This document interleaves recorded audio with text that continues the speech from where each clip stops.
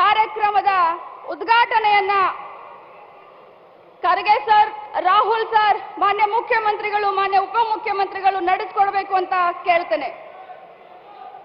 ಧನ್ಯವಾದಗಳು ಮೇಡಮ್.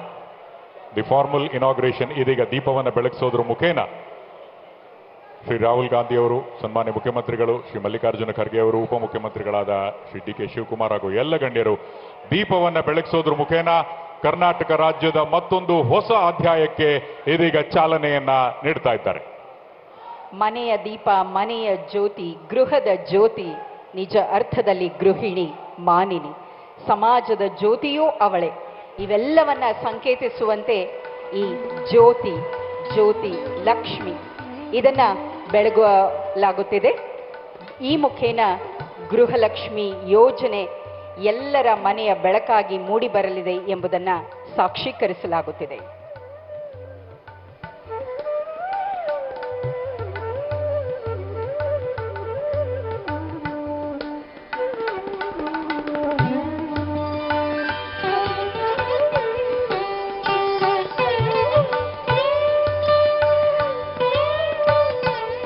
ರಾಜ್ಯದ 11,000 ಸ್ಥಳಗಳಿಂದ ಏಕಕಾಲಕ್ಕೆ ಈ ಗೃಹಲಕ್ಷ್ಮಿ ಯೋಜನೆಗೆ ಚಾಲನೆಯನ್ನು ನೀಡಲಾಗ್ತಾ ಇದೆ.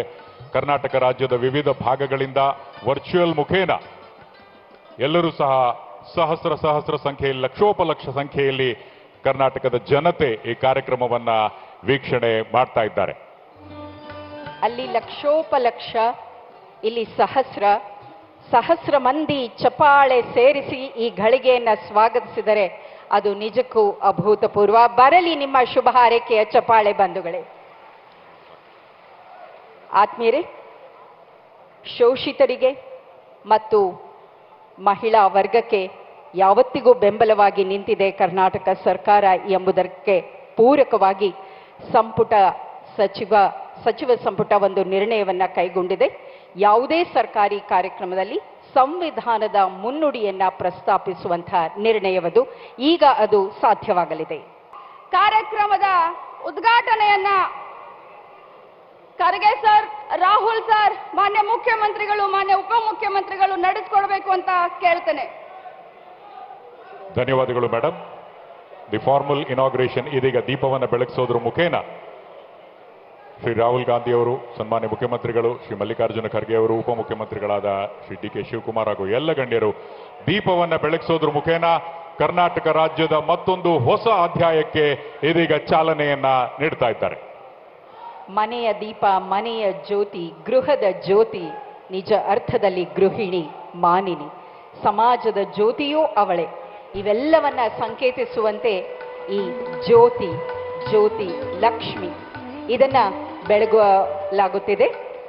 ಈ ಮುಖೇನ ಗೃಹಲಕ್ಷ್ಮಿ ಯೋಜನೆ ಎಲ್ಲರ ಮನೆಯ ಬೆಳಕಾಗಿ ಮೂಡಿ ಬರಲಿದೆ ಎಂಬುದನ್ನ ಸಾಕ್ಷೀಕರಿಸಲಾಗುತ್ತಿದೆ.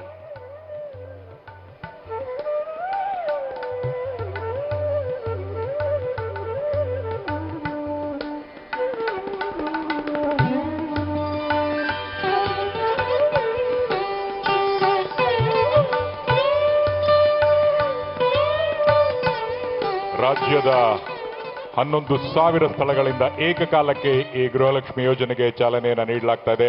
ಕರ್ನಾಟಕ ರಾಜ್ಯದ ವಿವಿಧ ಭಾಗಗಳಿಂದ ವರ್ಚುವಲ್ ಮುಖೇನ ಎಲ್ಲರೂ ಸಹ ಸಹಸ್ರ ಸಂಖ್ಯೆಯಲ್ಲಿ, ಲಕ್ಷೋಪಲಕ್ಷ ಸಂಖ್ಯೆಯಲ್ಲಿ ಕರ್ನಾಟಕದ ಜನತೆ ಈ ಕಾರ್ಯಕ್ರಮವನ್ನ ವೀಕ್ಷಣೆ ಮಾಡ್ತಾ ಇದ್ದಾರೆ.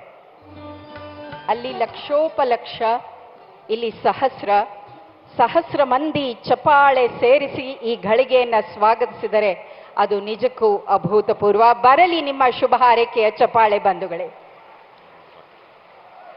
ಆತ್ಮೀಯರೇ, ಶೋಷಿತರಿಗೆ ಮತ್ತು ಮಹಿಳಾ ವರ್ಗಕ್ಕೆ ಯಾವತ್ತಿಗೂ ಬೆಂಬಲವಾಗಿ ನಿಂತಿದೆ ಕರ್ನಾಟಕ ಸರ್ಕಾರ ಎಂಬುದಕ್ಕೆ ಪೂರಕವಾಗಿ